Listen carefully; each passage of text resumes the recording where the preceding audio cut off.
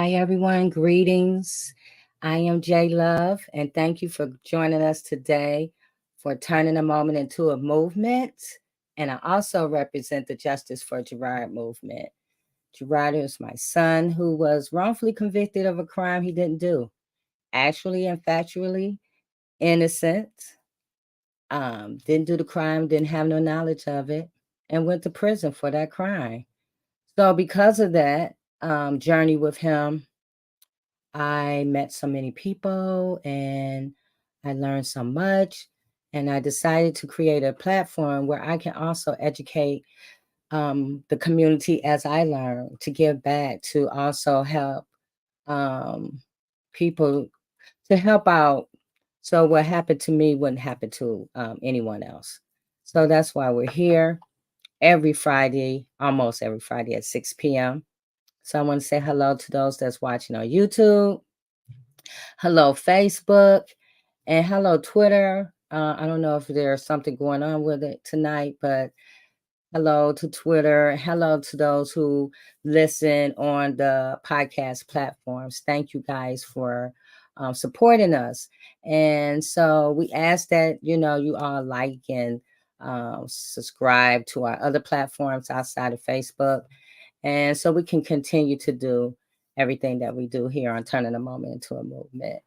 Our mission is to bring awareness to the wrongful conviction of Gerard and all the others who are wrongly convicted, over sentenced, mentally ill, medically frail in our community, to inspire, organize, and educate all communities about the need to disrupt systems, policies, and patterns of the criminal legal system that leads to wrongful convictions. So that's why we're here. Thank you for joining us. This week, we're going to do a little something different. Um, I just felt that it was a time for us to take a woosah. There's so much going on in our communities, so much injustice, so much, just so much.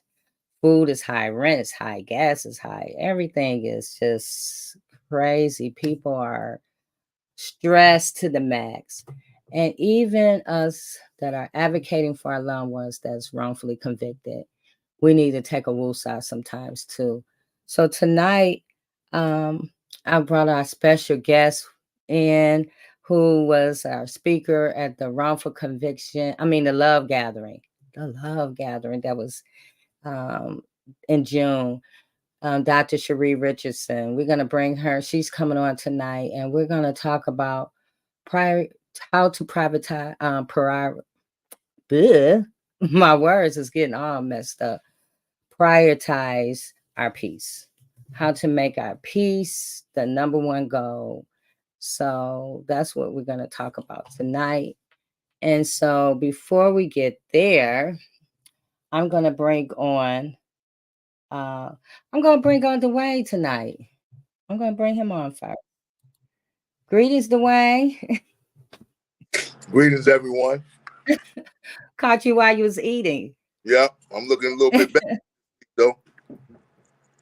I was wore Hi, out yesterday. Dwayne. So introduce yourself, because this is a great time for you to introduce yourself. So introduce yourself and tell everyone who you are and what it is that you do and what you've been doing and all that. Dwayne Brooks, from Long Island, New York. I was wrongfully convicted in Cleveland, Ohio, back in 1988, and I served 35 years all the way up until April 25th of this year. I was released, and I got exonerated on September 22nd of this year, 2023. And now my case is, of course, going into the civil court. It's in the civil court, and so they're trying to figure out how they can somehow compensate me for taking 35 years of my life, all my youth, um, with youth, the health, how they can compensate me for all the people that I lost, including my brother and my grandparents and all my uncles except one, and my aunts, and on and on and on. And, how can I be compensated? How is there any justice for me?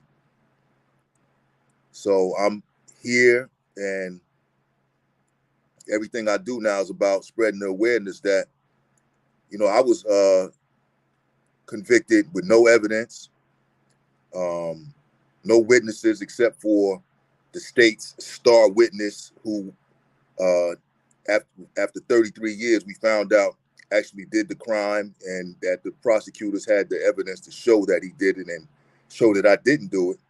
They took me to trial facing the death penalty with the evidence in hand that I didn't do it. So they didn't care that I didn't do it. They were still gonna put me to death if they could, if the jury would have voted for death.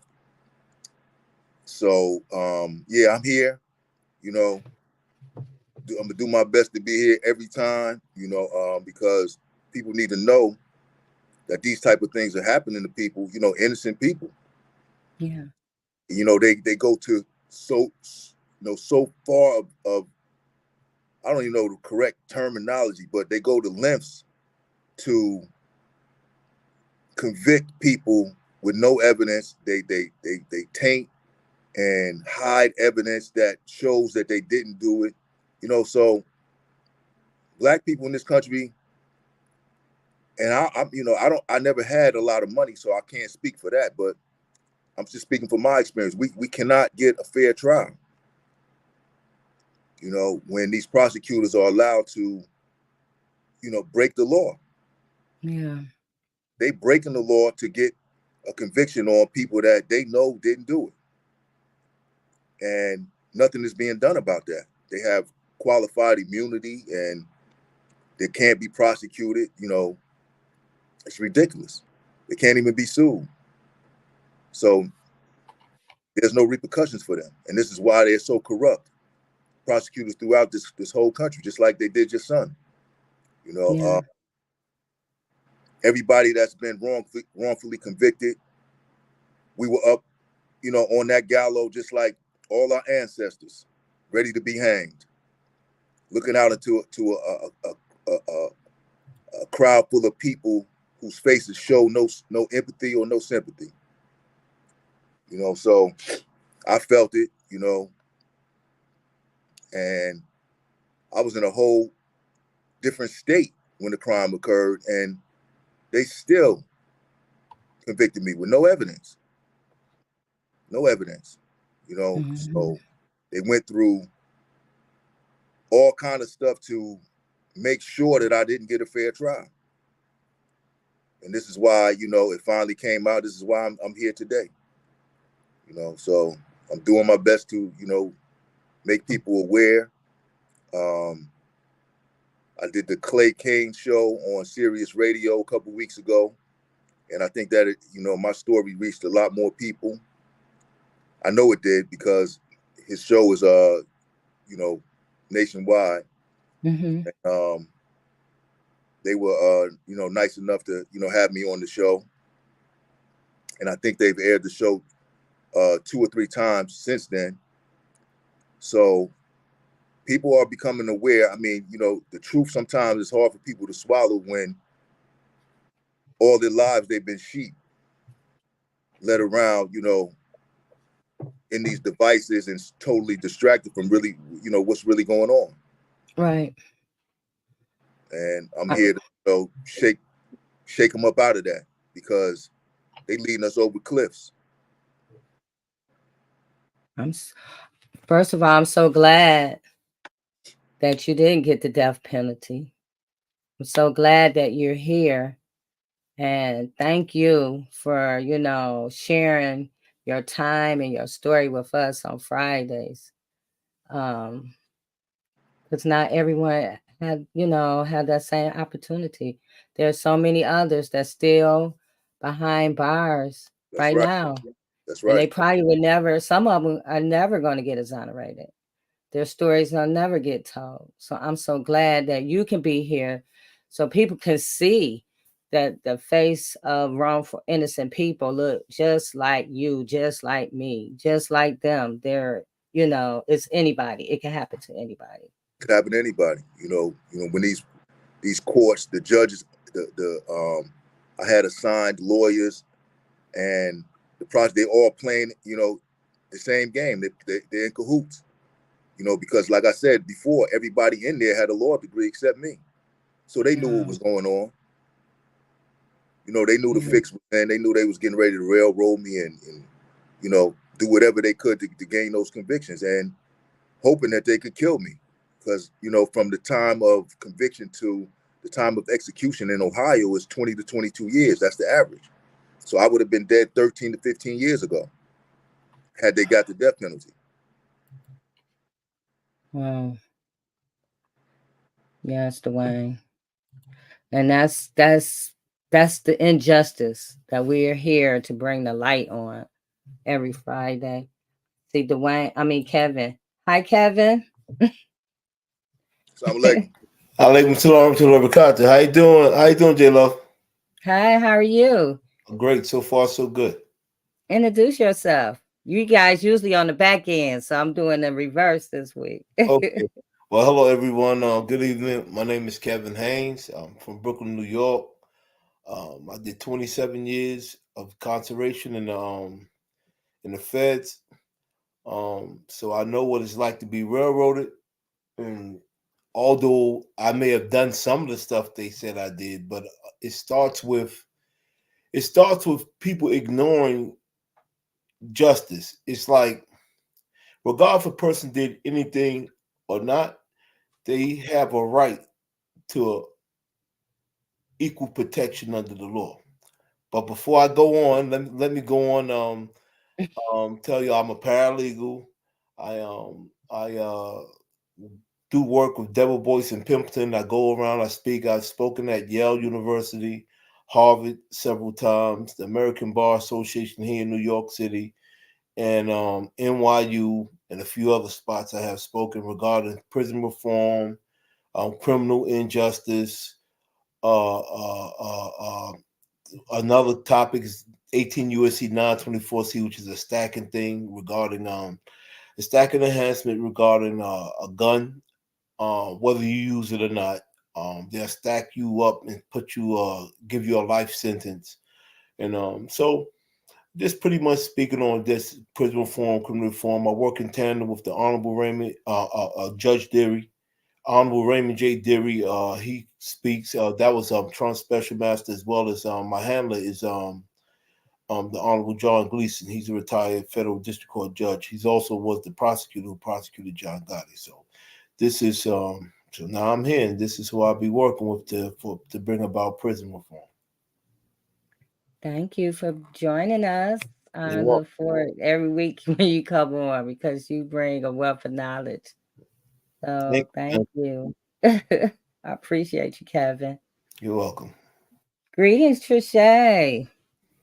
Hey, family. How y'all doing this Friday night? First of all, Trisha, I want to say happy birthday. Well, happy birthday. Thank you. My born day is December the 4th, so I'm celebrating all weekend. I'm having a little solo party tonight, so I got my Coke Zero and I got some pizza. And my favorite pizza is barbecue chicken pizza with no bacon. Ain't no pork on my fork, okay? Okay. But I'm blessed. I'll be 49 Monday, and I'm grateful because in a world full of all wrong, I'm just blessed to have life. And so no matter what's going on, right? Not that I can't say that things aren't going on, right? But I'm just trying to center gratefulness. I'm trying to center thankfulness, and so I'm just blessed to be here. Jay, I want to thank you. We do this, but I just got to say thank you for the continuation of uplifting in this platform and, utilizing your strength. Jay turned her pain into her passion. And that's a model, for all of us, not to just lay down, not to just lay in defeat. You do have power. You have to awaken to it, right? Because a lot of people don't understand their real power. And so we come here every week because we want to let you know that there are folks who are wrongfully incarcerated. There are people who are suffering in prison for something they didn't do. And the onus of their freedom is not just on their back, it should be on ours as well. We all have a debt to pay to society. We have a debt to pay for showing up in this earth. And that's to fight for those who can't fight for themselves. And that would be those who are wrongfully incarcerated, and they fight damn hard for themselves, but it's on us to fight alongside them and do what we can do. So I'm grateful that every week we can show up here and uplift. And I want to send a word of love to Carl Bruner Jr.'s family. He is an exoneree. He was exonerated in, March the 6th. I'll never forget the day, March the 6th, 2020. And he is the son of Vernell Vass. Vernell Vass is actually a board member for Survivor Speak and a longtime friend. And so we just want to send love to the family on tonight. We want to send an uplift and be there for them. Jay has here posted the funeral arrangements. Visitation is on December the 6th. That's a Wednesday from 3 to 6. The funeral is going to be December the 7th. And you see the address there at Triumph Church as a family hour from 12 to 1. And then the funeral is going to start right at 1 p.m. And we are looking to celebrate the life of Mr. Bruner. I can't even imagine what Vernell is feeling, and it just kind of puts me back into even what Jay had to endure, these mothers that have fought so hard to bring their sons home from this wicked system, only for them to pass. And so prayers up to, again, Vernell Vass, the Bruner family, the entire family, and continued prayers going up for you too as well, Jay, with the loss of your son. How long did he do? He did 6 years, and he took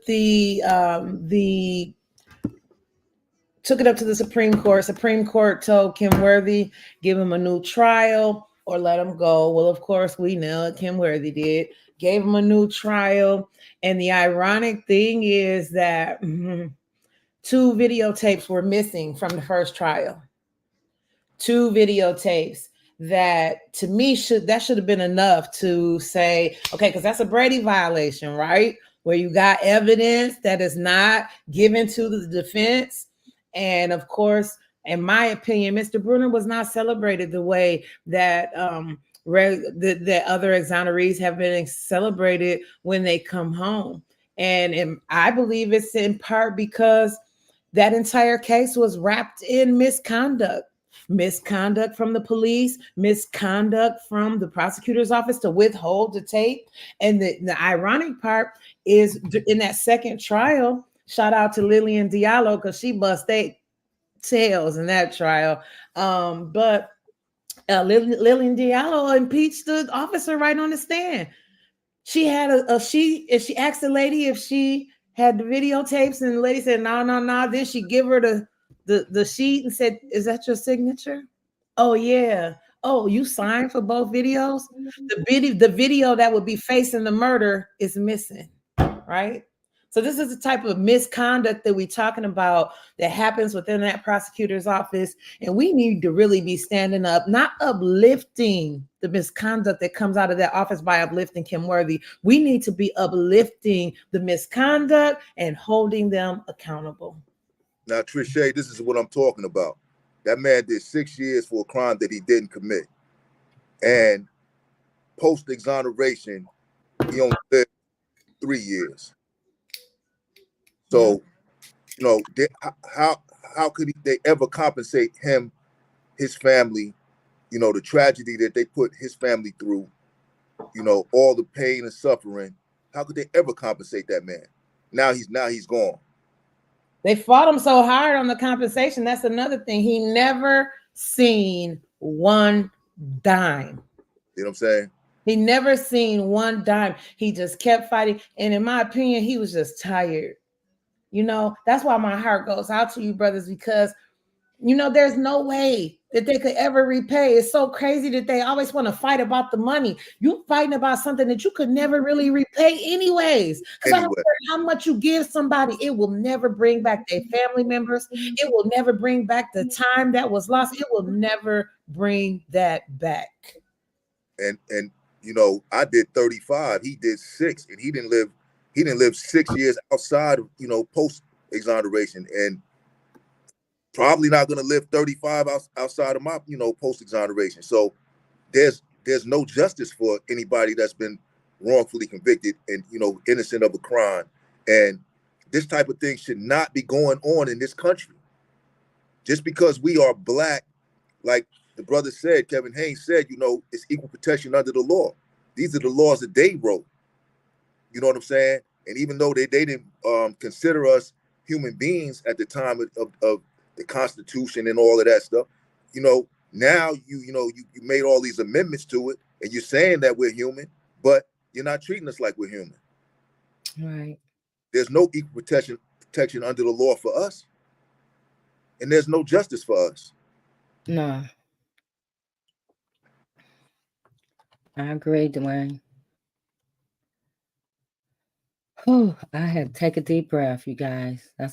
I really feel for Nell. You know, Gerard was home a year, and he was in there 2 years. So I feel that, and I'm just sending her love. Right now, I understand. Jane, I want to real quick interject, just really quick. If you would like to send the family any donations, please inbox myself or Jay, and we can get that information to you. But we want to wrap around this family as much as we can. Again, I told you this system done play with them, and they ain't got no dollars for these crimes that they committed against this family. And so we want to wrap around this family. We want to make sure the repass is covered. We want to make sure everything is covered. So we are trying to raise money to help the family. So please, if you all want to send some love, just inbox myself or Jay, and we can let you know how you can help. Right. And please let his people know, let his parents and who his survivors all know that in those 6 years that his health deteriorated substantially. You know, prison is, you know, the old term we heard while we was kids growing up, watching TV, watching movies. Yeah, you're gonna rot in prison. That's because the prison diet used to be bread and water, and now it's fake food that's not even food. So we're rotten from the inside. So there's no telling how much his health in those 6 years deteriorated. I'd like to eject in that. You're right, Dwayne. What they do now, I call them mummified meals. They have these meals in the boxes they give you. Now they say they only have to give you one hot meal a day. So a lot of the prisons done adopted to giving you these box meals. These box meals consist of bread. They consist of you might have some meat or something in it. The crackers. It might have all this little stuff in it. But but when you read the box is supposed to be sustainable for 25 to 50 years. Now, the only way you can sustain anything that long is with what? Sodium. Mm-hmm. So therefore, I was eating that stuff, end up on metformin, this, that, high blood pressure, but they kept the jails locked down. I wasn't even eating meat, but this is the junk that they was, and you wasn't able to go to commissary to buy what you want. So this was the junk that they kept sliding into you, knowing that it's killing you, knowing that, like Dwayne says, rotting away your insides. And this is what they're giving you. So like in another 5 or 10 years, when they really begin to let guys out, it's going to be a hypertension medication. It's going to be a lot of diabetics coming out of there and bad health because of the meals that they are serving you in there now. All I said this before, you know, all you got to do now, being that they don't serve no real food in there anymore, All you got to do now is eat the food, and you're gonna die. You're gonna be sick, and you're gonna. Yeah, Hypertension is one of what they said he had hypertension. So Of course, of course. my son suffered from severe Crohn's disease, and so all they was giving him was garbage food.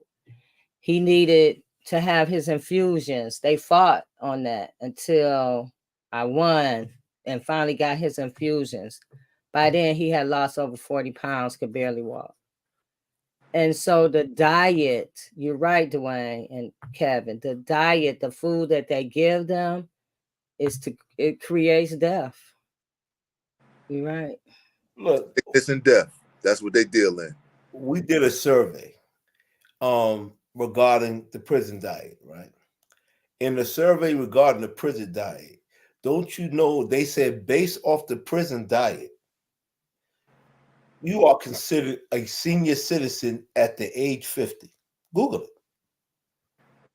So they know it. They know they kill them. They know they kill them. At the age 50, I was a senior citizen. Strictly based off the prison diet, so they know what they feeding you, the treatment, what they feeding you, and all that stuff. Yeah. I think. Hey, Hey there, my sister. Listen, I'm so glad to be with you guys tonight, and my heart is heavy because the mothers are fighting to get their sons back, get their daughters back, and not just back out of prison, get them back, get them all the way back. And I Jay, I just I've been looking at Vernell and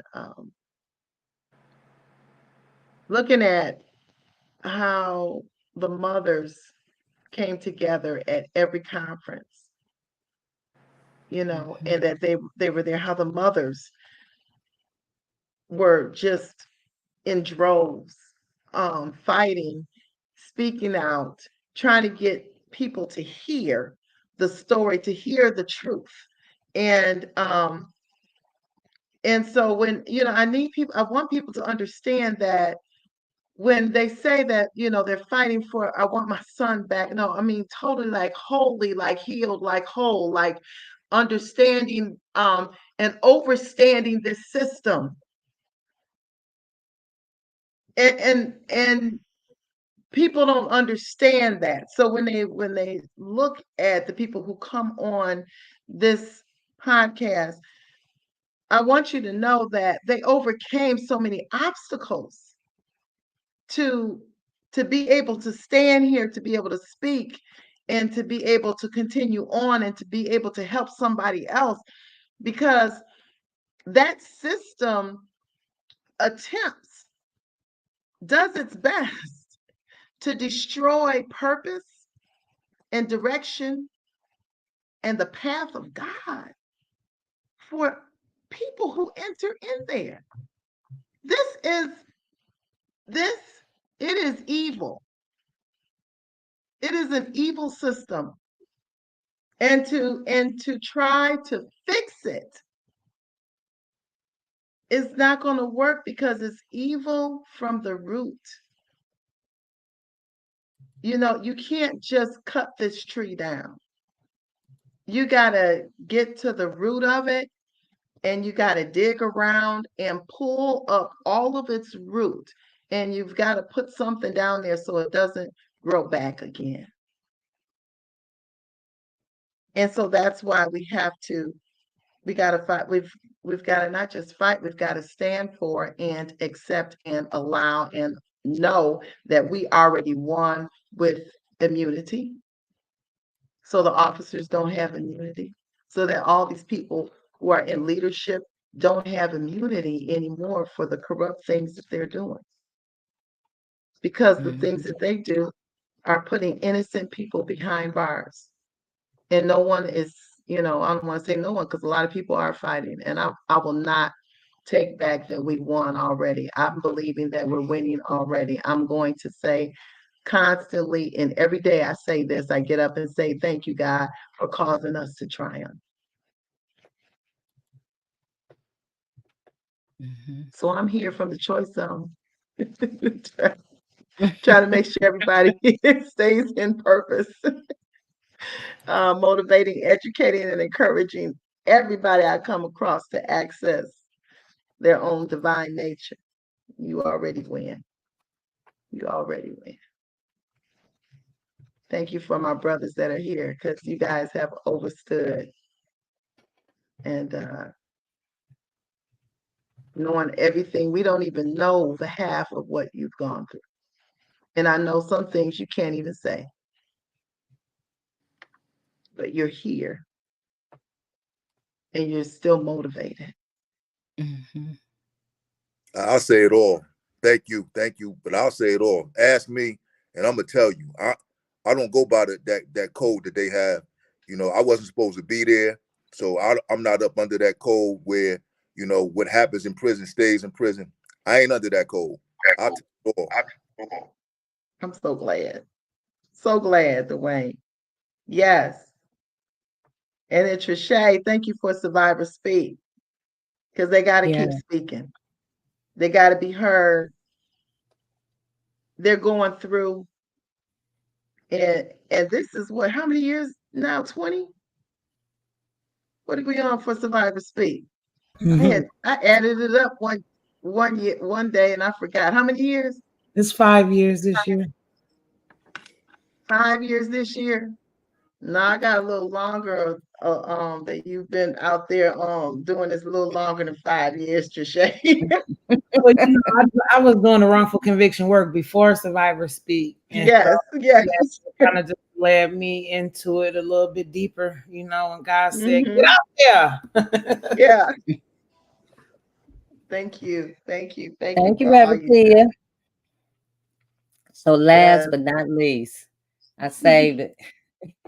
So nobody won't have to come behind them. Here we go. Greetings, Attorney Mac. Okay. Well, look, God bless all y'all. But you know, it's such a deep spiritual discussion's been going on. I'm thinking about foregoing it tonight, y'all. I mean, we done. You can't forego it. Come on with it. Well, now I must respond to my public. It's so okay. You know, because it's so deep, you know, and you know, I'm shedding tears here because I just came back from Egler Correctional Facility, okay, in Jackson, all right, visiting a dear friend that I did time with. Man, it should have been out years ago. And one thing that I want to say, praise God for this platform, because it's not just about the wrongfully convicted. We are a group horrendously done wrong ourselves, but there are people that are overly convicted. There are people that are doing time for crimes that they did not commit. Okay, not that crime. They might have did something, but not that crime. They are victims also. Okay, they are victims also. So when I look at my friend, you know, a person was abusing his mother. You know, his stepfather was abusing his mother, and got to the point he couldn't take it anymore. You know, men will protect their mothers. Young boys, I don't care, a 4-year-old boy will protect his mother. You understand? And so it got to the point where he couldn't take it no more. Okay, altercation came about, and he shot the man and killed him. Okay, so you know, society can say, well, you should have did this and that, whatever.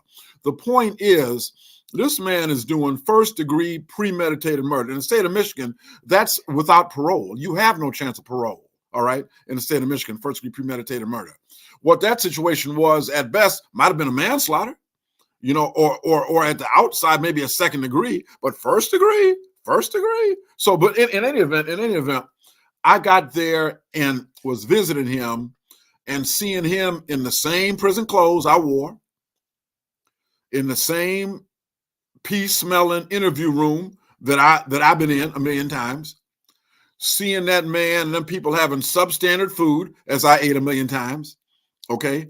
Having that man coming in, they say, oh, well, let me get his ID and stuff like that, going through that bullshit count, 5, 6 times a day. And see, you actually got to be in there to understand what I'm talking about. I mean, to live what I'm talking about. I know people understand, but to live what I'm talking about.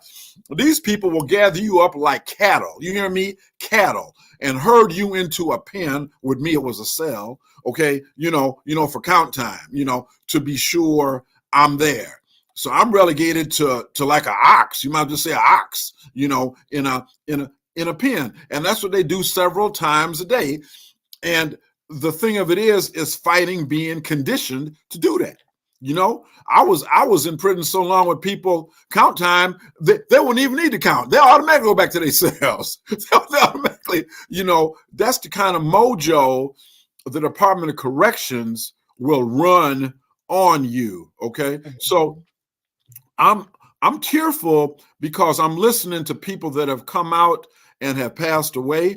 I'm tearful because I see my brothers here that either didn't deserve no time at all or didn't deserve the time they did. Both victims, okay, or myself serving a sentence I did not deserve. But see, and then I hear J Love say the truth that some people never get out. They never get out. And the only thing that I can take comfort in, the children of Israel, 450 years in slavery, okay? They had like 40 generations of them people. They was conceived in slavery, they was born in slavery, they lived in slavery, and they died in slavery. They never saw the promise. They never was free. The only lives they knew was as slaves. But that's where my belief in higher power, for me, is God and Jesus Christ, know that their death is not in vain. And the suffering of these men right here, y'all, is not in vain because your spirits are here. They didn't kill you. they did not kill you, And so in J Love, your son, his suffering is not in vain, J Love. It's not in vain. And Reverend T and the rest of y'all, and then, Trisha. So I wanna say that. And I also want to say I'm proud to be here. I understand what it's like to serve a sentence you did not deserve.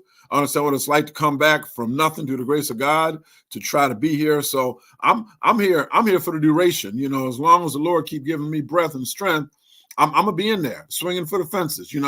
And I'm no longer afraid of the judges. As a young lawyer, I was subject to being intimidated. I'm no longer afraid. I'm damn near 70 years old. You understand? So what y'all gonna do to me? I mean, what y'all gonna do to me? What, disbar me? Y'all done tried that already. God didn't let that happen. So there we are. So I'm proud to be here. If y'all insist, I will. Okay. Okay, y'all. Attorney Mack. Yes. You have a very unique experience, and they don't understand. They can hear us. They could, kind of like try to understand, but they can't understand, like you said, unless they lived it. That's right. And that experience, it not only affects us, it affects our family, to the point where, like, I'm out here now, and I have people close to me that are literally waiting for me to show a crazy side, because I must be crazy to have done that much time. That's right. That's right. The man speaks the truth. I mean, I had a tremendous adjustment. My family had to help me and work with me with mental health issues, strictly mental health issues. It wasn't the freedom, the physical freedom. It was the mental imprisonment still that I had to break out of that chain thing. And, but thank God I didn't lose my mind. Thank God, and because I'm gonna tell you this right now, the two men that's on the screen right now, if the spirit was in you, there is always retaliation and retribution. Okay, if that spirit was in you, okay, but that spirit is not in me and it's not in you. So people, they need to not take for granted doing people wrong, see, and thinking it's okay because the court and the police is in on it. You know, see, some people don't have that attitude. Some people say, well, they did me this way. I lost my mom and my daddy. I'm going to be sure somebody else lose their mom and their daddy. I mean, that can happen. That can happen, you know. So I pray it never does. But yeah, so yeah. But now that I've said that, here we go. Do your thing. If you find yourself on Trouble Boulevard, push, pull, tow, drag that hoopity to Mack Street. Mack Street. Park in my virtual underground garage. And y'all have been misreading the sign. It does not say free valet parking. It says free alley parking. So that's what I want y'all to understand to do that. And then when you at Mack Street, call the Freedom Line, 734-239-3118. The Freedom Line, 734-239-3118. The Freedom Line, 734-239-3118. Because I want y'all to understand something. HMAClaw.com is your hookup.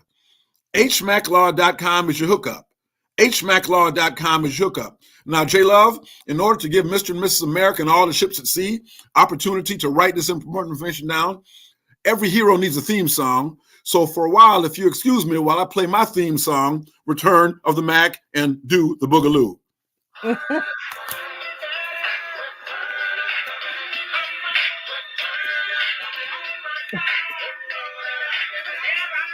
And now for the crowd, one of our newest dancers, the Janice.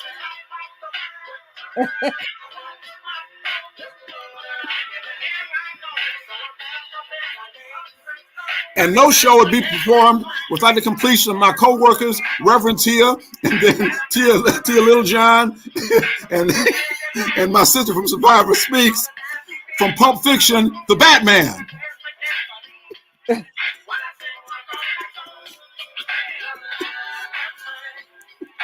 Thank you very much. Now, J Love, I want to let you know something, J Love.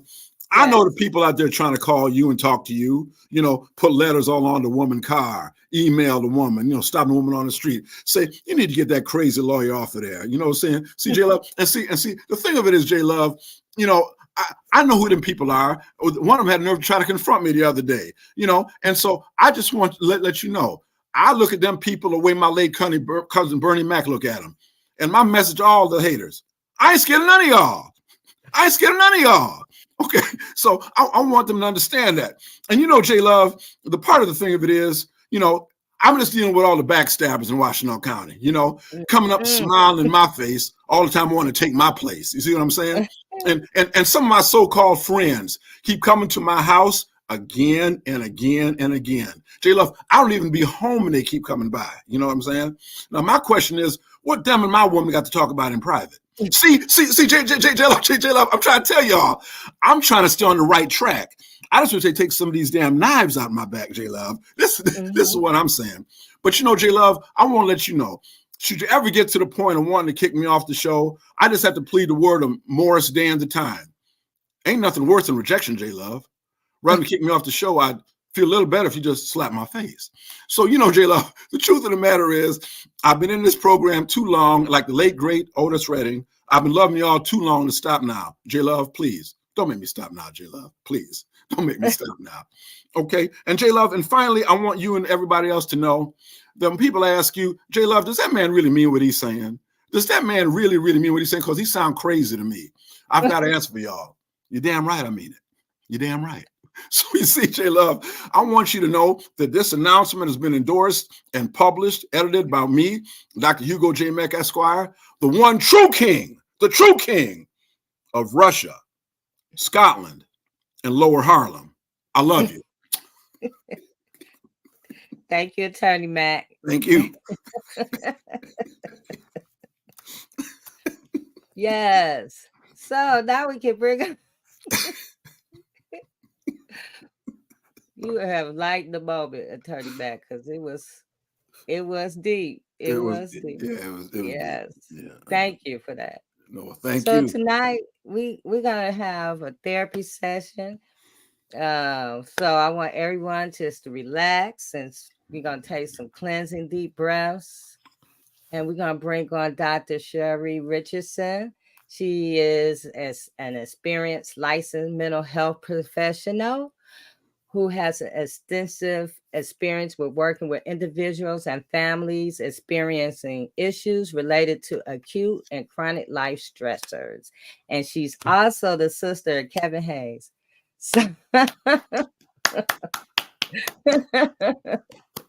So welcome again to Turning a Moment into a Movement. Dr. Richardson, hey, welcome. Hey, everyone. Thank you for having me here again, Jay. I really appreciate it. And, to what she was saying, look, we all go through stress. We all go through trauma. And there's nothing more traumatic than being incarcerated. There's nothing more traumatic than, being a family member of someone who is incarcerated, and having to go through that time, because I always say that you're not the only person that's doing the time. Everyone in your family is doing that time with you.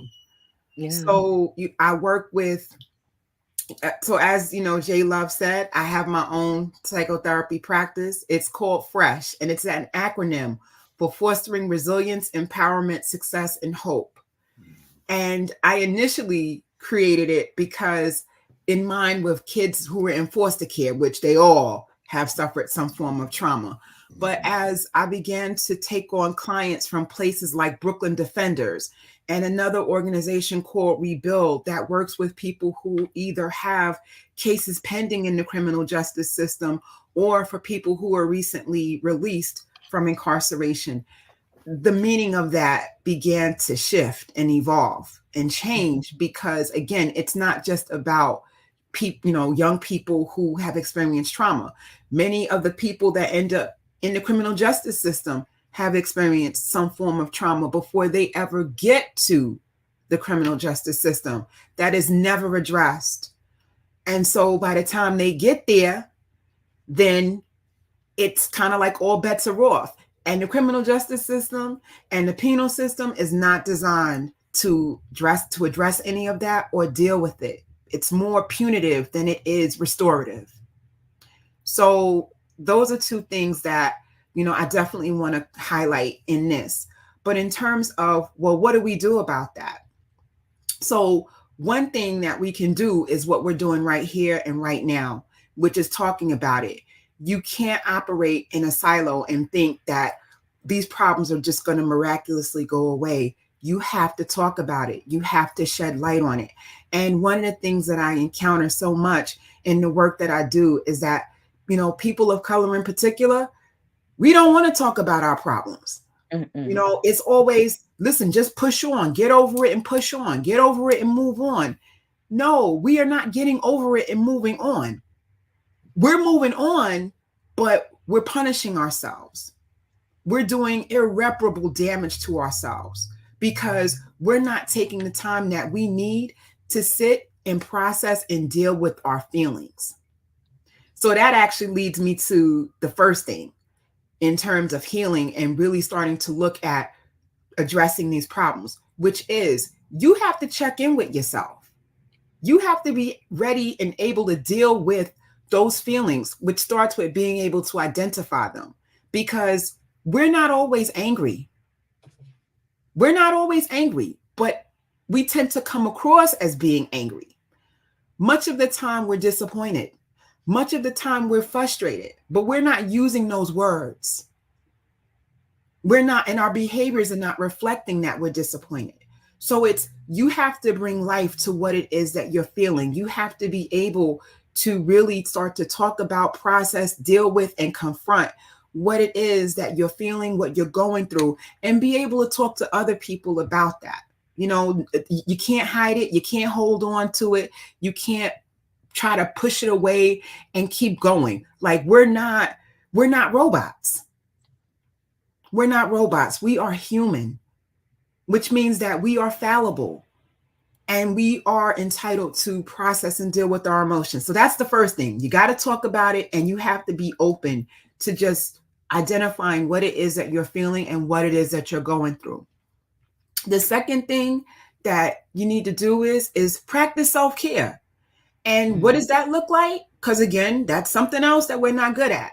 So practicing self-care is relatively simple. So eating right, exercising, making sure that, you are getting a good night's sleep, talking, listening to music, doing things that you enjoy.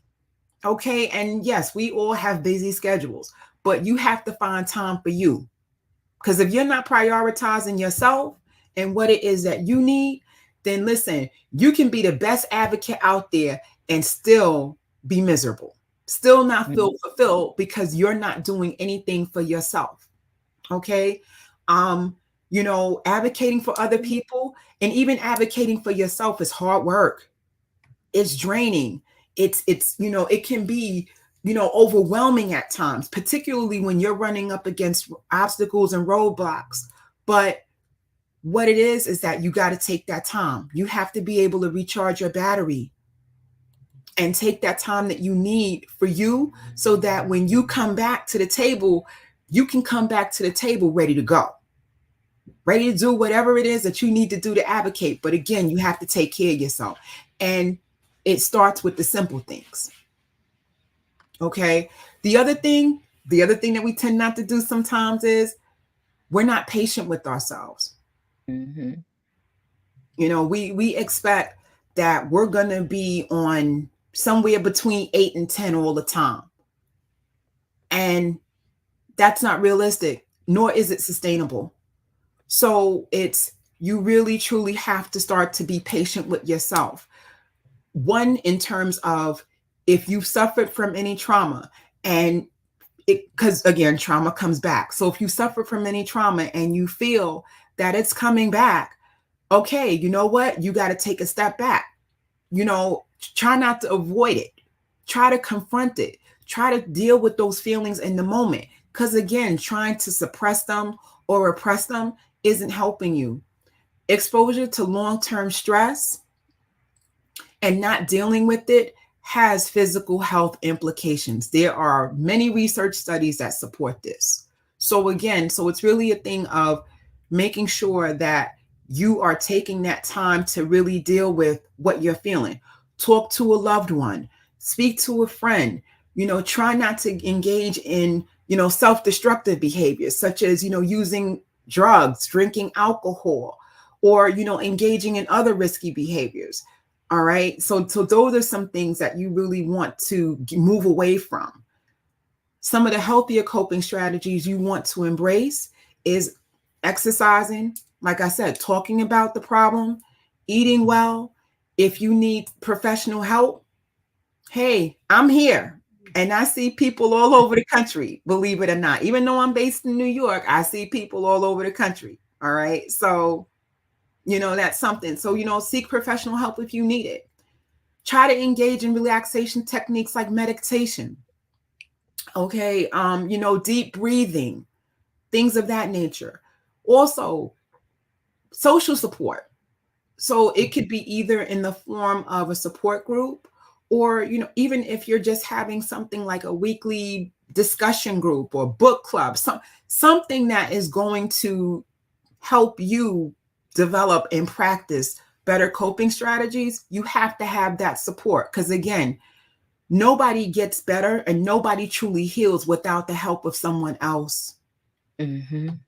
You can't do this alone, no matter how strong you think you are. None of us can do this alone. And that's reflected here with everyone that's here tonight, is that we're all here in support of one another, in support of all that it is that we're trying to do to help one another get through this and be able to try and live as fulfilling a life as you can. All right. So that's something else to really take advantage of. Use those social supports. And if you don't have one, create one. Don't be afraid to create one if you need to, because again, sometimes out of tragedy and loss can come some very informative and life-changing things. And that's what this is that we're doing here tonight. Mm-hmm. The other thing is that not everybody has good problem-solving techniques. So it's start thinking about what you're doing. Because again, one of the big pieces here is that if you're not treating yourself well, no one else is going to treat you well either. Mm-hmm. And that starts with being able to develop coping strategies when there's a problem. So it's, if you tend to, lash out when there's a problem, you might want to stop and think about, well, you know what? Is my reaction to this problem really about the problem, or is it about something else? Because again, when you're traumatized and when you suffer from any form of trauma, anything can trigger it. Even a smell could trigger the reaction. And before you know it, you're lashing out at someone. So it's, thinking about, like, is my reaction really about the situation that I'm dealing with right now and that's in front of me, or is it about a larger issue, and that there's something within this smaller issue that's triggering my reaction? Mm-hmm. So becoming more mindful and more in touch with your own feelings. So that leads me back to the check-in. You should be checking in with yourself on a daily basis. It's, how am I feeling? What's going on with me today? What is it that I have, to look forward to in terms of tasks, responsibilities, obligations? Is this going to be a busy day? If it's going to be a busy day, you might anticipate possibly feeling a little bit overwhelmed at some point. So it's about thinking about how you're feeling and thinking about, like, what's in front of you for the day. If you're doing the scan at the end of the day, well, how did you do for the day? How are you feeling? Are you feeling productive? Are you feeling fulfilled? Are you feeling like, hey, you know what? I can take on the world. Or are you feeling like the world is taking you on? Okay, Mm-hmm. so it's like really doing that check-in and making sure that you're okay. So, if you're the kind of person that's always looking out for everybody else and checking in with everybody else to see how they're doing, you need to do the same for yourself. Mm-hmm. Absolutely. Because Because you can't give someone something that you don't have to give. true. So if you're constantly giving, eventually you're going to give out. Yeah. So how can you help somebody else, if you're not taking care of yourself? Right. One of my favorite analogies is you can't keep drawing from the well and not expect the well to run dry. Mm-hmm. Because if you're not putting anything back in the well, eventually it is going to run dry. Right. So you definitely have to start to kind of tap into yourself a little bit more. But again, a lot of this can be overwhelming for everyone. And the thing about, loss, because whether it's you've actually lost a loved one because they've passed on, or whether or not you've lost time, both are wrapped in the cloak of grief. So I don't want anyone to mistake those two things as being separate. They're all part of the same thing, because you're either grieving for the loss of a loved one or you're grieving for the loss of time. You're grieving for the loss of how much time that you lost with your family. Your family is grieving for how much time they lost with you.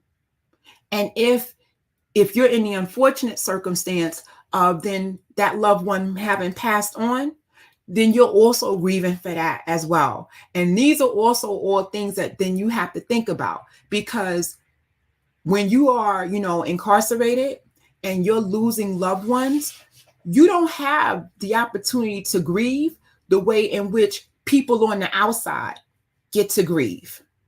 Mm-hmm. Your grief looks a whole lot different. All right, because you got to hold a lot of that in. Right.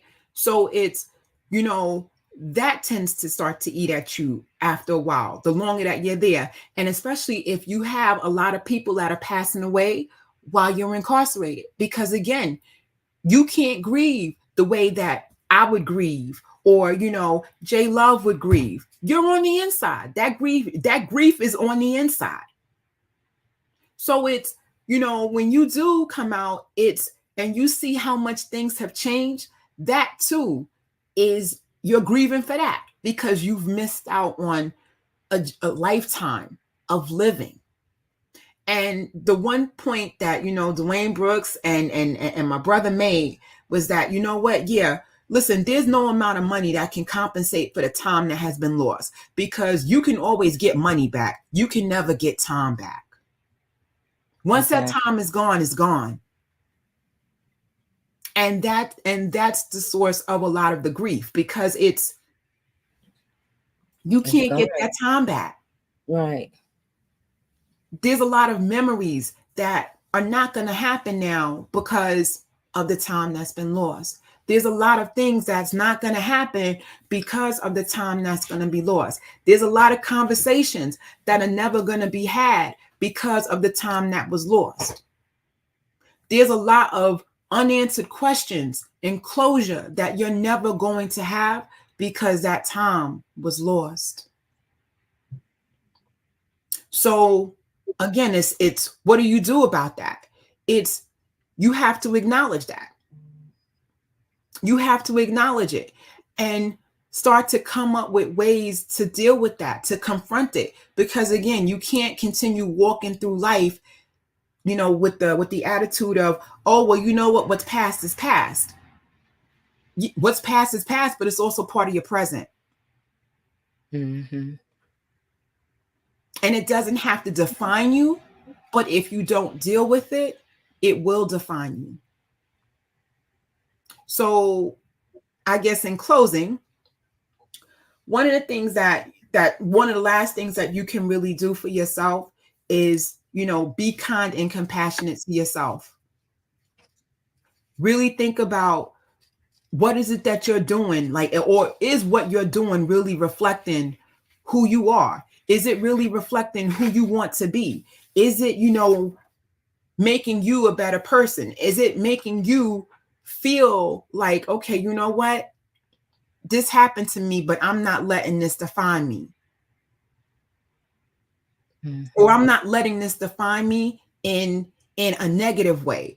You know what? If anything, hey, you know what? Maybe I got to reinvent myself. It just all depends. So attitude is everything with, you know, how well you do and how well you don't.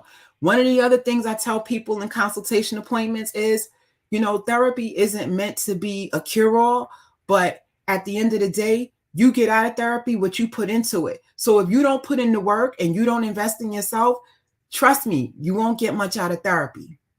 Mm-hmm. So you have to make that investment in yourself before you can start investing in other people and in other things. And then you have to continue doing it as you are investing in other people and other things. Because if you don't, then before long, you will start to feel the effects and the impact of everything that you've gone through. Dwayne, you want to say something? Yes, come on in here, please.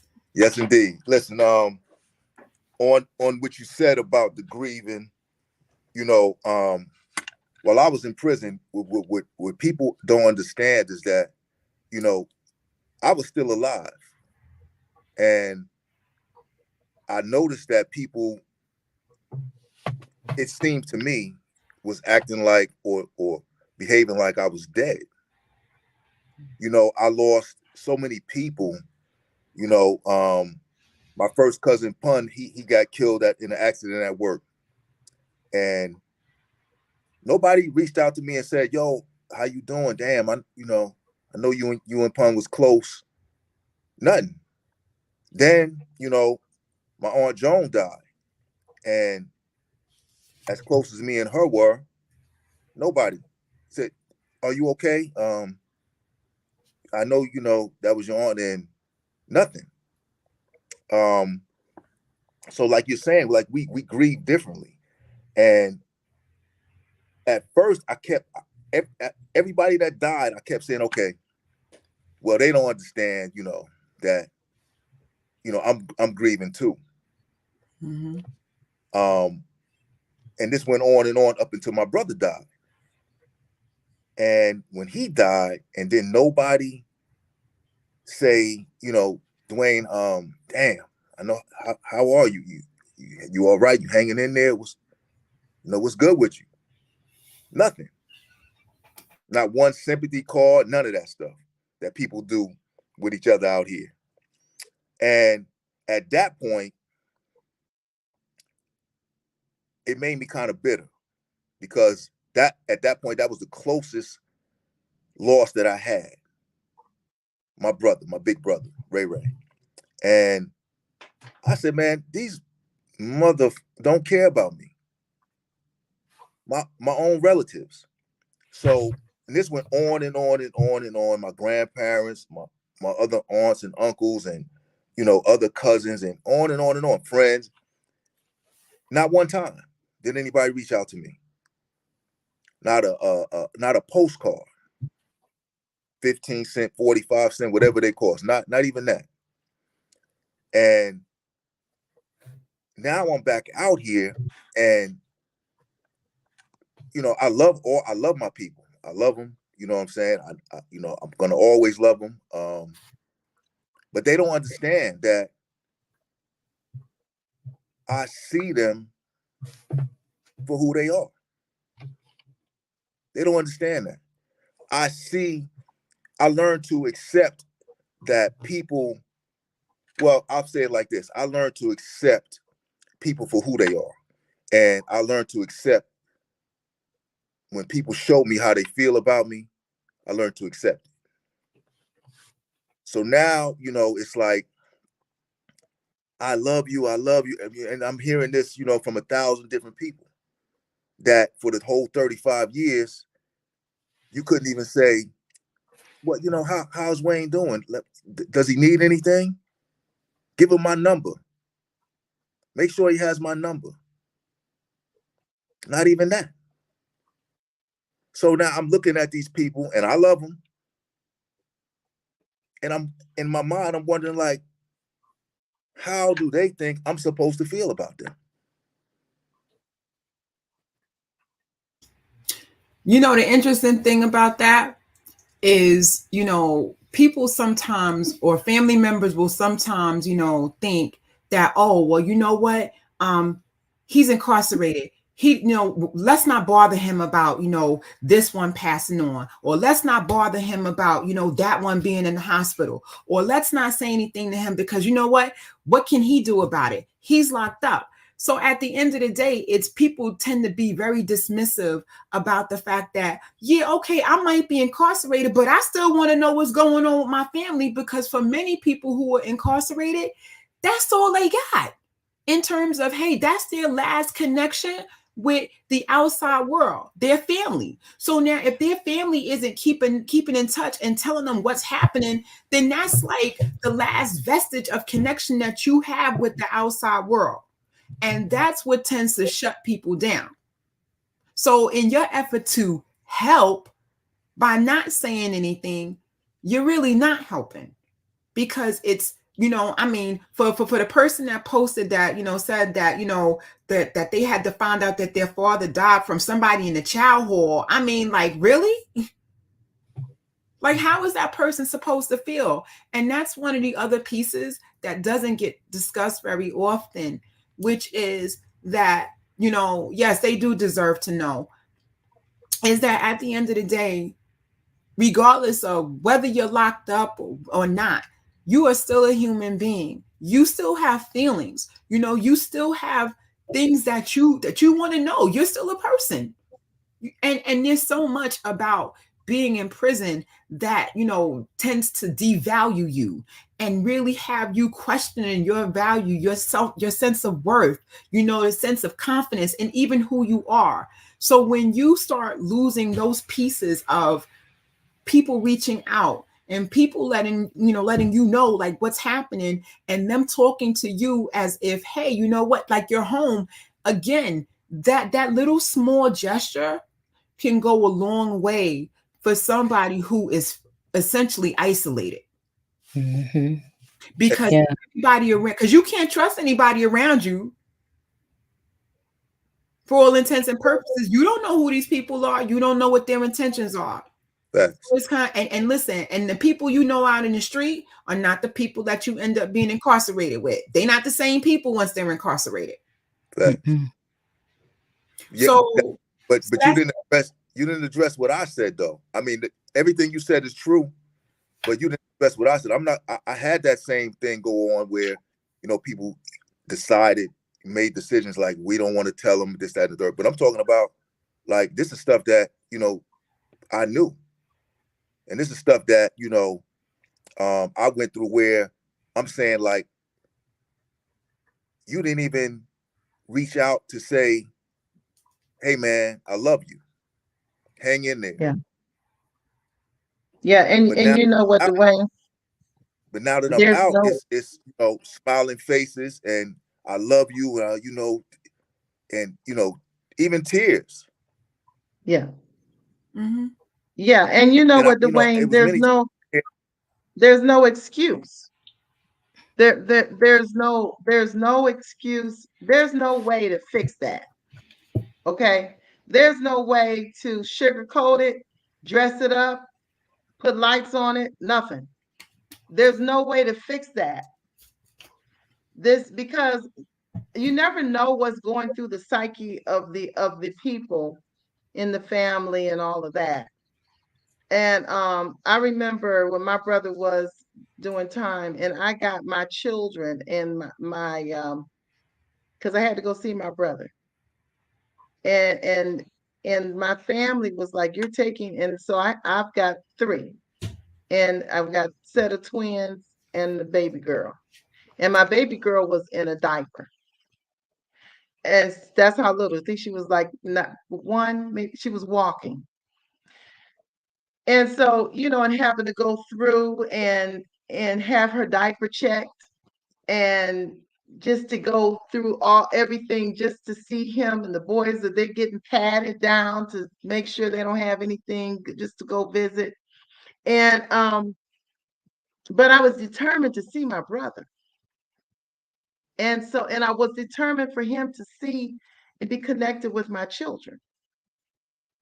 And so, but other family members, and I'm be honest with what goes through some of the mentality out here, and this is for people who are watching too, because I have heard this said before. Well, he's good. He's got a place to sleep. He's got food. He's got health care. You know, and that's what people say.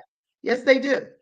They do say that, and they don't realize, and it's so contradictory. But then you see what is going on. You see the fight that's out here. You see the written material that says what's going on in the prisons and everything, and yet they still want to hold on to that. That's their perception. They want to hold on to it because that helps them feel good. That helps them feel good. And in reality, because when I look at you and I look at Kevin and many others, you had that quiet time, that alone time to see the truth. And truth it transcends the illusions of this world. So what is happening is you see truth right now. You see what is real right now. You know what is real right now. You know who is real right now. And that truth ascends so you can see some of the people, and yeah, they may be crying, and yeah, I love you, I love you. And what you're realizing is that love is transitory. It changes according to the person's perception. And it changes so that sometimes they feel good. And they attempt to make you feel good in that moment. But you understand your truth about what love is. And you are able now to see love for what it is. For real, for what it is for you, for real. And so you can, yes, you can look at the family members, and yes, you can love them, but you know love at a whole different level. And many people are right there. They and I like how Sandra said love is caring. Yes, because love is an action word. I tell people all the time. People will say, I love you, I love you, I love you. Okay. Well, love is an action word. I'm looking at what you do. I don't look at what you say. I look at what you do. I hear what you do. And people need to I know see that. what you say. That's what I hear. I'm actually hearing you're doing. Yeah, so people so they need to know that. They need to stop overusing that word yeah, because, but they're not gonna. like you said, it's an action word, and obligations come with that. If you say you love someone, you obligated to that person. Yeah, If you truly love them, if you love them. But a lot of people don't know that. And so, you know, what I had to surrender is I had to surrender the need to control other people. Mm-hmm. And I had to surrender and realize that sometimes they may or may not get that in this lifetime. But praise God that I do. Praise God that you do. You know, because we don't have the control. We can't make people do anything that we want them to do. We have to give that up, surrender it. The only person you got control over is you and how you respond in the face of that. How do you respond? And so you can still be you. You don't have to say it's fake because they don't know it's fake. You know what I'm saying? They don't know it's transitory. They don't realize it. You can shed some light because somebody else may, you know, I'm dealing with a couple of issues in my own family, you know, where I may have to go do some visitation soon and make sure they're okay. But maybe you can shed light if that happens. You may want to see about it. It's Well, hard. It's not easy in there, you know. Kevin? well, I don't wholeheartedly agree with that synopsis regarding they don't know. They know. They just don't give a damn. I was being nice, Kevin. I was being No, I mean, you get that's an out form. It's a different kind. Yeah, they just don't give a damn. I mean, the same way they wouldn't have put themselves in your position and said they wouldn't want to be in that position. So therefore, if you know that, and you know a guy's doing 35 years, 20 or whatever years in prison, then send him a letter. Send him. Yeah. If you can't send him a book. I mean, we do a lot of reading in there. Show some form of acknowledgement of him. I get what you're saying, Dwayne. Yeah. It's no different kind of. I don't believe that there's any different kind of love. They just don't give a damn. I don't particularly care for dealing with no one who wasn't dealing with me while I was in prison. I don't get caught That's up right. on that. Shari, my support system, especially since I've been home. God, because she's a little girl and I left, but God bless her. That's my baby. But and I have kids and other little family members along the way. But everybody else can go to hell. I mean, that's where they sent me. I mean, it just completely and totally forgot about me. And I Yeah. have done nice things. I have bought different things, and it's just like out of sight, it's out of mind. And my whole thing is, I hold everybody to the same standard. If I live in New York, there's a subway system. If you ain't jumping down in front of a subway car, if you're not running out in front of ongoing traffic on the highway, if you can get up, if you know when you're hungry, you know when you use the bathroom, when to use the bathroom, and how to put your clothes on, then you got damn good sense. You are more than coherent to distinguish between right and wrong, and that and that's my skill. I mean, we have a lot of us has became animals. We have really became animals when it comes to how we done desensitize ourselves. And this goes back into what Shari is addressing. And what happens is this is something that was caused and perpetuated by slavery. How the master used to take away the daughter or the son and tear away the families. So this is genetics. This is that same type of trauma that has been embedded after century, year in and year out, that's in us. to just Facts. shut off that system, Facts. you know, of caring and loving and want to fight and support for your family. So this is a whole lot deeper than just the family some crap this and that. But yeah, this is something. This is genetic, and we need to begin to really start stressing this, highlighting this, and try to reverse this genetic thing where I can watch you suffer and just disregard it. When people talk, that's good. when people That's good, talk, Kevin, because that's true. That's true. when people talk to me, I've been to 10 different jails throughout the federal system. I done been woof. And the feds, they don't just move you upstate, downstate. If you do something wrong, they'll send you to the other side of the country, this, that, and other thing.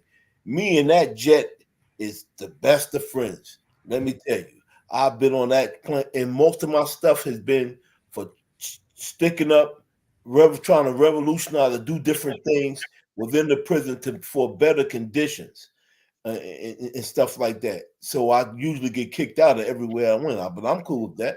I mean, it's prison. I mean, so one day they kicked me out and sent me home, and they did. But what I'm saying is it's a lot of reconditioning that needs to be done. But another thing I want to address, y'all talking about the holidays and this, that, and other thing, is these rats. And when I say rats, I'm talking about people who cooperate with the state or cooperate with the government. They don't understand, and they don't give a damn, but they don't understand what they are doing. A lot of these guys and girls. Hey, if your partner is being secretive with their phone, you need to do this now. Is out there drinking the same wine and alcohol, fooling around with the same guys or girls, or fancy cars, this, that, and the other thing. And when they get caught, they want to tell. This is what, when you get caught, that's what make that other half of that life a whole. So this is all a part of that. But when they get caught, what they do is they cooperate and snitch. And they don't realize, and they don't give a damn. This is why guys try to beat them up. Because I never understood it. I never understood why, until I went to prison. And after I got into my 10th year, I really understood it. This is why guys try to beat them up. And this is why guys tried to kill them.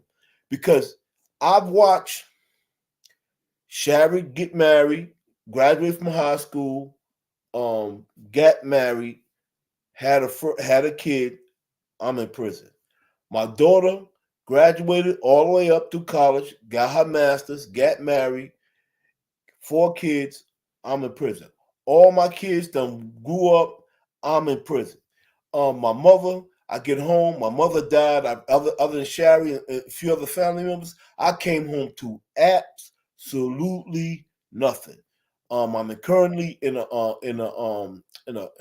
inheritance war with another one of my sisters. It's crazy. So what I'm saying, so what I'm saying is all that cooperation, and they ruined guys' lives. It really ruined guys' lives.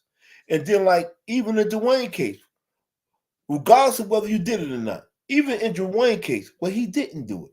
He had a rat in his case. The guy knew he was telling on an innocent man. He knew he was making everything up. However, the government did too, and they still used him and put them and tried to kill him. They tried to kill him. They gave the man the death penalty. Technically, he's supposed to be dead. Right. The magnifying that is when you think about it, he tells a story, but you're supposed to be dead. And all this is because someone just want a time cut. And all this is like it really plays with your psyche. So after that, after like my 10th year in there, man, I could, and everybody's dying around. You be like, yo, this is why prison is hard on tattletales, snitches, and rats, and I hope they continue to be hard on them. But like I was saying, that's another form of psychological trauma, but it's genetic. It's genetic. When you could just shut someone off like that, that comes from slavery. That comes from still. We got. I agree. I agree with you, Kevin. It's Yeah. programming. It's in our DNA. I mean, as a mother, I couldn't even imagine not being there for my son. This my son. Somebody lied on him. I'm not gonna not be there for him. His father died. They found his father dead the day he was sentenced. I had to tell him that. The day he was sentenced, when he finally called me once we got home, I had to tell him about his father. You know what I'm saying? When somebody lied on him to put him in this place, and then his father dies. And then you have family members and friends and people who know you who will question you about your kid. How you know he didn't do it? Why, people just don't go to prison. These are things that people say. J Love, People just don't go to prison for things they don't do. They had to do something. Like, are you kidding me? And so I had to let all of that go because I had to maintain my son because I knew he was sick, and then he's dealing with his dad's dying. And then I'm trying to get him medical care. And as soon as he get there, they lose his medical records, those air quotes, his medical records. And so because they didn't want to give him that expensive medicine, every injection was $4,000 from my insurance. So all these things that was going on, I had to, maintain, like when we talk, we're having a normal conversation so he can still be a part of the family, so he can have his sanity. And so when when I say, hey, let's write some letters or let's do this, and you too busy to write a letter. You too busy to, send them something. You too busy to JPay, whatever. You too busy. But somebody stole your person who could been you, who could easily been you, their freedom. Because that's literally what they doing. They are stealing your freedom based off of crap because all they're caring about is their career. So when we're saying that, I had to step outside of those feelings to find the strength and the peace to support him, no matter who didn't do it. No matter who didn't say nothing. I had to be there for my kid. Until he came home, I was always talking to him just like he was here. What the kids are doing, what you doing. And even though I can hear in his voice, and even when I went to see him, even at times when he said, "Ma, don't come see me. I don't want you to come see me." Because he didn't want me to see what was going on in him and his facials and whatever. So we as people, first of all, we have to do better by our people. Yes. We have to do better by our people. We can't, out of sight, out of mind. We got to throw that away because that's literally what it is. Well, they're not here. So I'm not going to tell them what's going on. You got to hear from somebody else that you don't even know. No, we got to do better. How do you expect for someone else to treat you better, to treat us better as a society when we're not even treating each other better? So I understand what you're saying, Dwayne. How do you get through that? How do you build that relationship? I felt some kind of way, right? And literally still felt some kind of way when my son passed away. But I had to let it go because of the bigger thing that I didn't want that to take away what my relationship with my kid. And that was more important for me. So I guess that, you have to figure out, what's more important. No, I figured it out already. I forgive them all. I forgive them all, but that doesn't, that doesn't take away the fact that I know that if their love for me is limited. Yeah. It doesn't take away that fact. even though I forgive them. So, when I'm looking at them telling me that they love me, it's like, really? Yeah, and some people don't really know what love is. They just know the word. But like you Right. said, it's actions. You show people you love them. How do you show people that you love them? How are you loving yourself? Some people don't even know how to love themselves.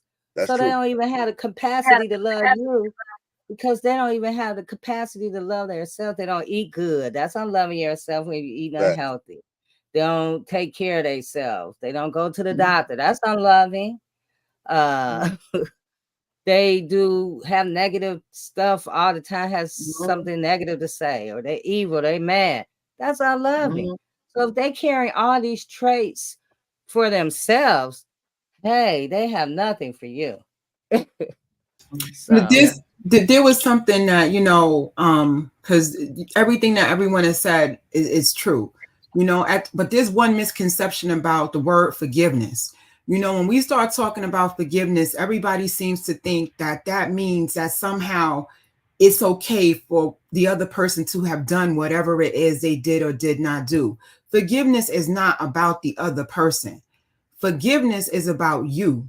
When you decide to forgive someone, that's you letting that go. That means that doesn't affect you in the same way that it once did. It's about you understanding that you can't control the actions, the behaviors, the thoughts, the feelings of anyone else. It's just, hey, you know what? I got to let this go so that, I can heal, that I can go on and I can take care of me. It doesn't mean that it's okay for them to have treated you the way that they did or to have done whatever it is that they did. You know what I'm saying? And so I think that when people talk about, oh, well, I can never forgive. Well, okay, you know what? If you can't ever forgive, then that means you're punishing yourself because you're the one that's carrying that burden. You're the person that's still affected by that, because to everyone's point here is that, the ideology is out of sight, out of mind. So it's, you know what, if this person didn't show you that they cared about you while you was on the inside, why do you think that they gonna care whether or not you forgive them or not? They not. Why do you think they gonna care, how hurt you was, that they didn't reach out to you or keep in touch with you? They don't care. You're the only person that's still walking around and caring about that. And it's affecting you. So if you really are looking at the word forgiveness for what it really is about, it's really more so about you letting go of the stuff you can't control. That's facts. That's facts. And that's what I do. I forgive them. But Shari, it's not like I can forget. Oh no, never that. Never that. It's never about forgetting. No, it's always gonna be there. But that forgiveness allows you to heal and push forward. Facts. Because those people, like Dr. Shari said, they living their lives. They don't even have a clue. They don't even have a clue that you feeling some kind of way. They laughing and talking apart, going on everyday life. And you like, hey, y'all forgot about me. You didn't think enough about me. Yeah. And maybe, Kevin, maybe they didn't have it to give.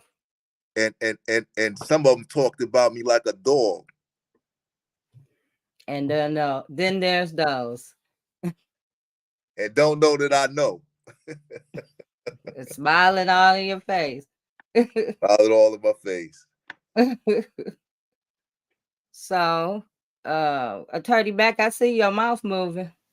I said, damn backstabbers.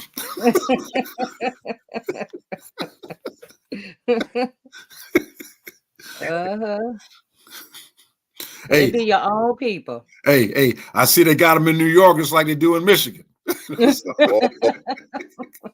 all over the country. Yeah, they're everywhere, Attorney Mack. Yeah. If I can just say this, and I listen. First of all, doctor, it's good seeing you again. Good seeing you too. And I'm listening. And I really needed this. I needed to hear what the doctor had to say. Because See, I'm not a person at this point in my life. I'm too old and too seasoned just be playing games. And I know one thing I've had to deal with is my own mental health. It's my own mental health with the things that I've been through. And I remember I heard a woman named Tia Littlejohn say, we all on the damn spectrum. And so being Black in America, how can you help but be on the spectrum? So, and some of the things the doctor was saying, are things I'm glad to hear her say that, because some of the things she said, because some of the things I really, trying to do, improve my sleep and exercise and my diet, particularly being Black people. I mean, we seem to get the worst of everything in this country. Arthritis, cancer, I mean, just everything, asthma. So I'm encouraged, because I know from like listening to y'all that I'm not alone. And I guess that's the thing I wanted to share. J Love, you let people share things when we getting ready to do. I'm saying mine right now. Y'all let me know I'm not alone, because, isolation is a terrible thing. I mean, putting a man or woman in solitary confinement, I mean, that is a spirit killer right there. That is a spirit killer. Okay, and a person can literally go insane in isolated confinements, and stuff. So, I want to thank y'all for being here, because it's helped me, it's helped me. I mean, just Dwayne saying that, he was given the death penalty. That's right. A death penalty. Yeah. It's insane that an innocent person get the death penalty, that an innocent person goes to prison, that people are over sentenced, come on now. And so we talk about this system, and we have to, it's so much. So we have to figure out how, when it gets so much, where do we go? How do we bring it down so we don't stroke out or have a heart attack or whatever, And so those keys that you gave us, Dr. Shari, are great things, because yes, you're going to have to walk away. You're going to have to exercise. You're going to have to walk away. You're going to have to journal. You're going to have to listen to some high frequency music. You know what I'm saying? To get your vibes together. You're going to have to take some cleansing breaths. You're going to have to garden. That's what I was doing the whole time Gerard was there. I was doing gardening. Put my hand in the earth, touching the ground, getting myself together, because outside of me was, dealing with the system was so insane. So I had to do something that brings me peace. And so, for us, and even those who are not even dealing with the criminal justice system, just everyday normal life stressors, you have to do something that's going to bring you peace, like at the end of the day. Trisha, I ain't seen you in a minute. I know, because I'm just sitting here crying and in and out. I mean, it's just,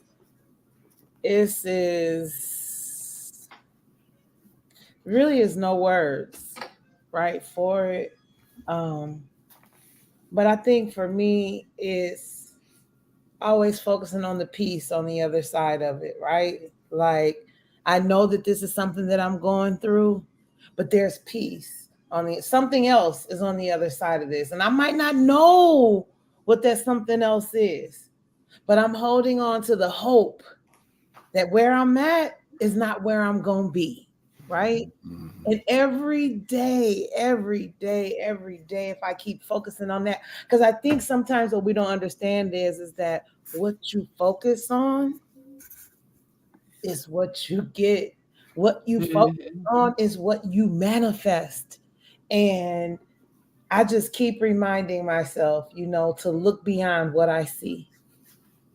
Reverend Chia, you said it earlier, and I think I put it in the chat. Our futures are fixed. That's how I look at it. It's a done deal. It's a non-factor. But in the midst of all of that, you got to take care of you. I'm not telling you. I'm really speaking to me too. And I've been doing a better job of taking care of myself, drinking my water. Look, I was like, I got to get my water intake up. So I bought this right here, and I said, I'm drinking 2 of these a day. Now I'm still getting to the 2 a day. I am at 1 a day. So I'm at least getting 64 ounces, right? But it's just the small things that you do for yourself. People think that self-care got to be so grandiose. Self-care was me going in there today and cleaning my office desk off because I got tired of looking at that. And anytime I see a mess, it messes with my psyche, right? So that was self-care to me today, because now I can go and sit at my desk and I got all my receipts together for my end of the year stuff. Self-care is merely just taking care of yourself. No matter what, no matter how. I didn't feel like, I told you, I had a solo party tonight. I'm taking care of myself. I don't have to be out with a whole bunch of people. I done ordered my pizza. I got my water. I got my Coke Zero, and I am enjoying me. Yeah. Enjoy yourself by yourself. And know that you don't need anything else outside of you to win. I used to look everywhere for the answer. And I was praying, God, send me the answer, Jesus, oh Lord. And guess what? What I learned was I was the answer. I was what I was praying for the whole time. So just stay encouraged. Tonight, I don't leave this feeling like, oh my God. I leave this conversation feeling encouraged. I leave this conversation understanding that the path that I'm on of taking care of myself is the vein that I need to be in, because this fight, baby, it ain't nothing to play with.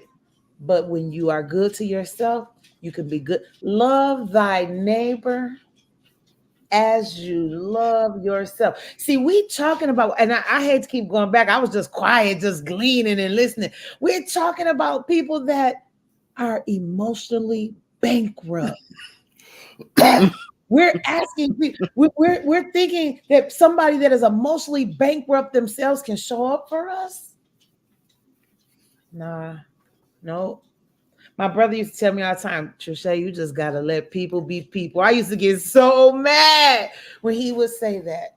But it's the truth, because people are going to be people. But as long as you're good to yourself, you'll be all right. Mm-hmm. Can I just piggyback on that? Because I'm sitting here saying amen to everything you were saying. You know, everything is on point. I think that, you know, in terms of, how we look at it is, again, we always look to heal through somebody else who hasn't healed, who doesn't even know they got a problem, you know? And so you can't heal with somebody else who don't even know they got a problem. So you have to find that healing within yourself. You got to start with you, you know, and find that within yourself before you start looking at other people to help you heal. You know, something else that, you know, that I sometimes will tell clients is, when you got some things on your chest that you're not ready to tell the other person, or that you're never going to be ready to tell the other person, write it down. When you get done with it, you can burn it, do whatever you want. But there's a symbolism in doing that, and then either burning it, destroying it, or whatever you want to do with it. At the end of the day, is that once you burn it, that's it. That's you. That's another way of letting it go. You done put the words out there on the paper, whether you read it to the other person, let the other person know about it or not. That's another way to get rid of it. Yeah. You know, instead of holding it all the time. So, you know, so these are some other things that definitely you can do. And I agree. Start with the small things. Oftentimes we start talking about, we going to exercise, and everybody starts talking about, I'm going to go run around the block 5 days a week. You ain't starting off running around the block 5 days a week. Okay. You ain't even starting around jogging down the block 5 days a week. Okay. So you have to start off small. You know, if you want to walk around the block, 2 or 3 days a week, start with that and build yourself up to that. But it's, stop setting yourself up to fail by having unrealistic expectations of yourself. Start off small. Right. Walk to the corner. Right. Walk to the corner, walk back. And hey, you know what? I mean, there's stuff you can do sitting in your seat. Okay. So even if you're sitting down all day, there are things that you can do to take care of you just sitting in your seat. All right. But again, don't feel like you have to take on the mountain before you learn how to climb it.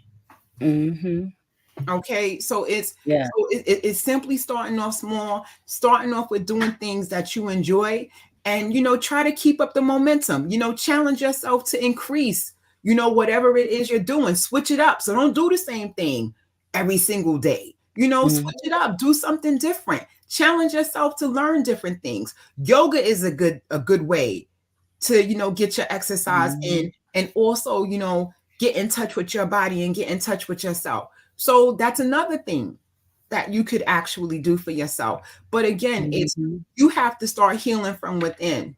And to, Kevin made a really good point. And there was a book, there's actually a book I'm reading now that kind of like really, I think, sums up a lot of what you were talking about in terms of the slavery piece.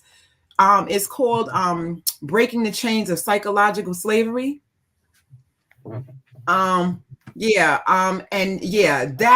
book really sums up a lot of what Kevin was talking about in terms of the mentality that has been developed over generations, over hundreds and hundreds of years. And that speaks a lot to what Dwayne was talking about earlier, about why there is this sort of like desensitization of nobody really caring, nobody wanting to reach out, people just kind of like living their lives as if, nothing is happening. All of that traces back to that, in all of those times. So that's another, interesting way to kind of like, start to raise awareness and really start to connect the dots about what we're seeing. Because a lot of what we're seeing was created generation. And it's just continuing to be manifested in each generation that comes after. Right. But we can change that, because as I heal, I can heal my family. Bingo. I can hear generations. I can hear the next generation. Break the cycle. I hear them. Yeah. And the only way you're going to break the cycle is you got to educate yourself, and you got to educate everybody else. Right. All right, I got to go. But before I go, I want to clarify something. And Attorney Mack can explain it to you. I faced the death penalty. I went through the death penalty phase. It's a whole different phase after the trial, where they're trying to give you the death penalty. And what I was saying was, had I received the death penalty, I wouldn't be here now, because from the average time from conviction to death sentence being carried out in Ohio was 20 to 22 years. Right.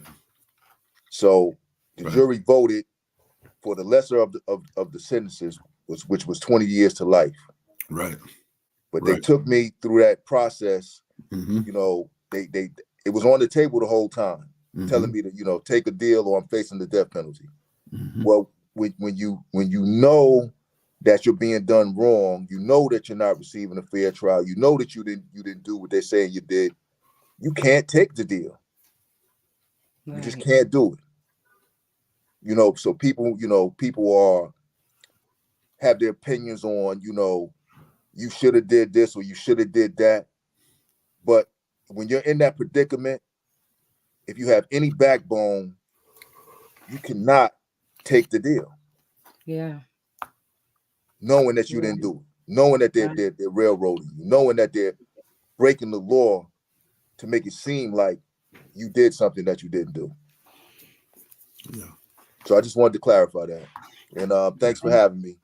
Thank you, Dwayne. I got to go see. I meant to see her early. I got 2 cousins waiting on me, and I got a beautiful wife to pick up from the airport early in the morning. So I got to go. I'm sorry. See you next week, Dwayne. Thank you. Take care. Y'all take care. I love you. Much love. Much love. I have this one piece. Rest is a form of resistance. To me, to you, to those who think resistance is always movement, sit, lay down. Rest is necessary. It's a necessary step in reclaiming our power to resist systemic oppression. So, Oh, Jay, put that back up for me, man. okay. I can send it to you. Oh, okay. I'm trying to snap a shot. Okay, I got it. So, rest is resistance. Take some time to check in with yourself. Take some time to sit down and rest, and eat some good food, and listen to some great music. Love on yourself. Kevin, will you want to say anything before we leave? No, but it's a great show, and I appreciate y'all having me here, and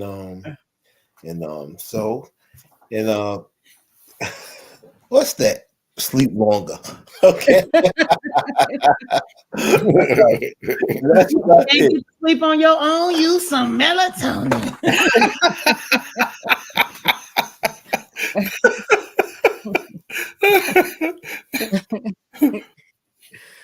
Reverend Tia, do you have something to leave us with?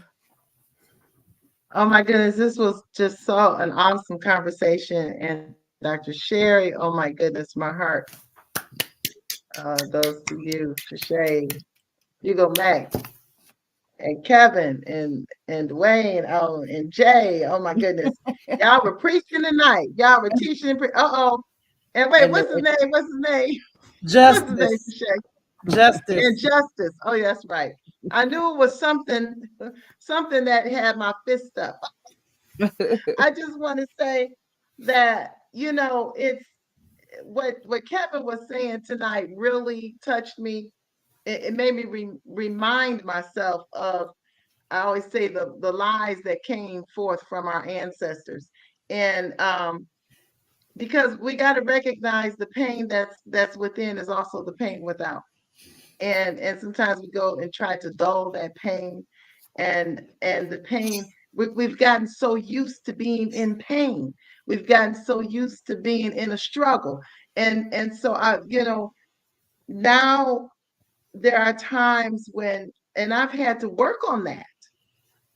I had to work on that as individually so that I can recognize, okay, you're hurting right now. Acknowledge it. Mm-hmm. How you feel, acknowledge it. And take our time to acknowledge that, knowing, and like Trisha and a lot of others have said, start to envision and see something different so that you can see on the other side of that through. Mm-hmm. So you can see that you are victorious, that you are an overcomer, that you are healed. You are the healed of the Lord, and you get to say so. Everything, talk to yourself good things, but first acknowledge what you're feeling, and then ask the spirit within you, why? Where did this come from? And help me not to keep holding on to this. Don't let it be okay. Don't be complacent with it. It's not okay that you're in pain. It's not okay that you're not okay. Thank you, Reverend Tia. Thank you. Trisha, you good? Just remember the Bruner and the Vass family. Yeah. Happy birthday. This family. Oh, thank you. Thank you so much. Yes, that's right. Happy birthday, Trey. Yes. Because our celebration started tonight. That's good. That's good. Right. Enjoy. I'm going to the Pistons and the Cavaliers game tomorrow night. And then Sunday I'm going to karaoke. And then Monday I'm going to the Olive Garden. Self-care. Yes. Tiny Matt. Well, in addition to what I said, thank you all, for helping me and let me know I'm not alone. I wanted to finish up what Dwayne had started. You see, whether or not he was sitting on death row, that is certainly important. But what's more important is he was in the line of fire. See, you got to understand that when soldiers go to war, they are in the line of fire. Okay, so the fact that that man's life could have been taken, it could have been taken. He was in the line of fire and suffered the trauma of being in the line of fire. Okay, so fortunately, and praise God, his life was not taken, but it could have been. It could have been. So, you know, if I guess I'm not talking to people on the panel, I'm talking to people who are listening. Be sympathetic and try to open your heart to somebody that has had a penitentiary experience, okay? Because I don't care how great they think they are, that person has been damaged. Yes, they have. Yes, they have. And because the system is designed to damage you, all right? And so be a little patient. And like J Love, you always say, Black people, particularly you Black people, stop saying, well, they wouldn't be in there if they didn't do nothing. Stop saying that. Stop saying that. You know, at least be objective and say, well, the system is far from perfect. Every case is different. Let's look at this, or at least analyze this thing objectively. And if they say the only time you're there is if you're proven guilty beyond reasonable doubt, like I tell juries every day, you believe something beyond reasonable doubt when you know it like you know your name. If you don't know if that man was in that alley like you know your name, there's one simple answer: not guilty. That's it. That's it. Got it? Excuse me for venting. I love you.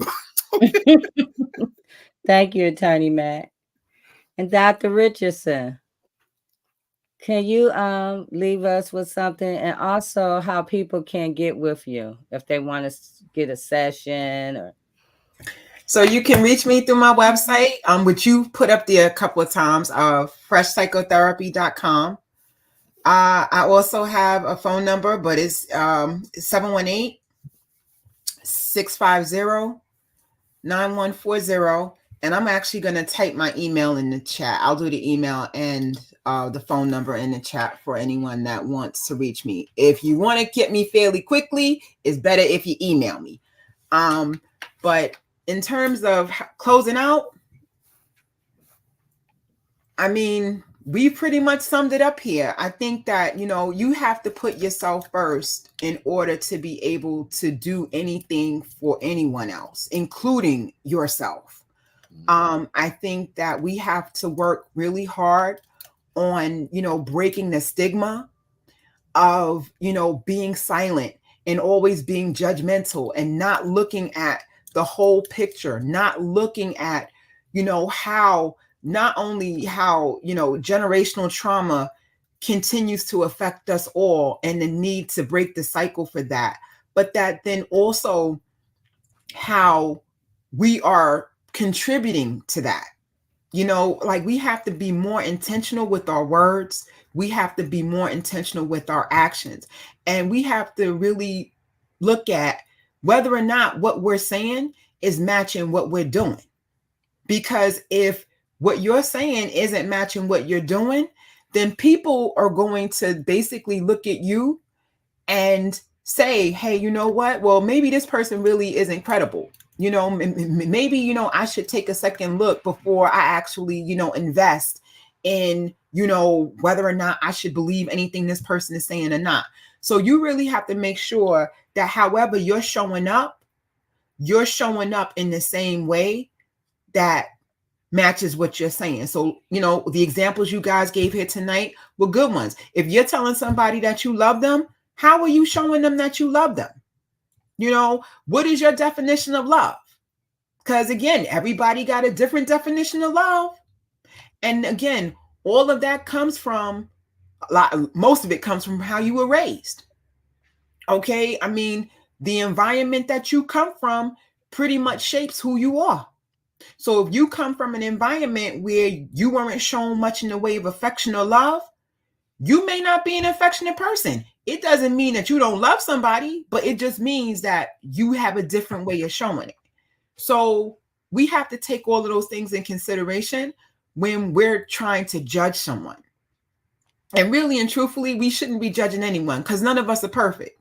So it's take it one day at a time.